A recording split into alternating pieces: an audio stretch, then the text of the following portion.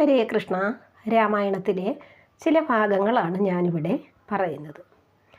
പരശുരാമൻ തപസ് ചെയ്തത് മഹേന്ദ്ര പർവ്വതത്തിലാണ്. ശ്രീരാമന് രാഘവൻ എന്ന പേര് ലഭിച്ചത് രഘുവംശത്തിൽ ജനിച്ചതിനാലാണ് ശ്രീരാമന് രാഘവൻ എന്ന പേര് ലഭിച്ചത്. നാരദൻ അയോധ്യയിൽ ശ്രീരാമനെ കണ്ടത് അവതാരോ ഉദ്യമം ഓർമ്മിപ്പിക്കുവാൻ വേണ്ടിയാണ് നാരദർ ശ്രീരാമനെ കണ്ടത്. രാമാഭിഷേകം മുടക്കുവാൻ ദേവന്മാർ നിയോഗിച്ച ദേവിയാണ് സരസ്വതീ ദേവി.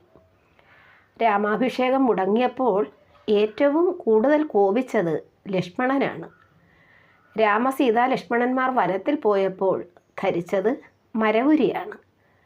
രാമാദികളെ തേരിൽ കൊണ്ടുപോയത് സുമന്ത്രർ.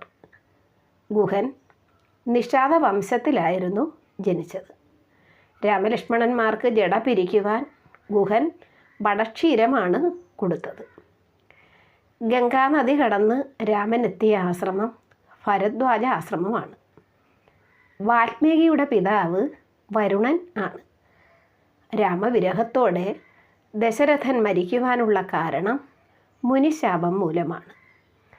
ദശരഥനെ ശപിച്ച തപസ്സികളാണ് വൈശ്യദമ്പതിമാർ. ദശരഥ ബാണമേറ്റു മുനികുമാരന് മരണമാണ് സംഭവിച്ചത്.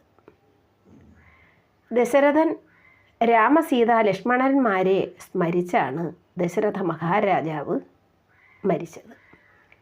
ദശരഥ സംസ്കാരാദികൾക്ക് ശേഷം ഭരതൻ പൗരജനത്തോടുകൂടി പോയത് രാമസന്നിധിയിലേക്കാണ്. ഭരദ്വാജൻ ഭരതാദികളെ സൽക്കരിച്ചത് കാമധേനുവിൻ്റെ സഹായത്താലാണ്. ഹരേ കൃഷ്ണ. ബാക്കി അടുത്ത ഭാഗത്ത്.